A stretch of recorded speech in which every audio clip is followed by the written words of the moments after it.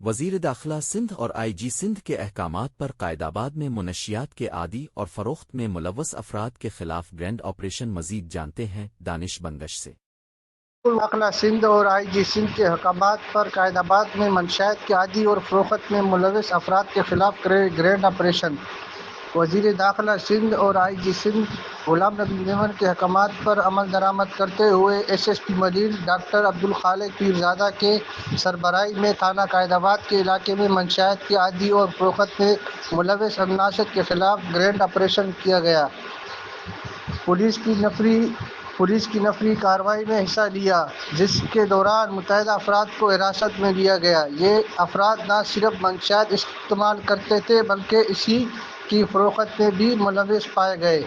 حراست میں لیے گئے افراد کو قانونی کارروائی کے بعد بحالی مرکز منتقل کیا جا رہا ہے۔ پولیس کی جانب سے عوامی آگاہی بھی فراہم کی گئی تاکہ نوجوان نسل کو منشیات جیسے ناصور سے محفوظ رکھا جا سکے۔ منشیات صرف ایک فرد نہیں بلکہ پورے خاندان اور معاشرے کو برباد کرتا ہے۔ اسی لعنت کے خاتمے کے لیے مزید پولیس سرگرم ہے۔ نوجوان نسل ہماری مستقبل ہے اور اسی کی حفاظت پولیس کی اولین ترجیح ہے۔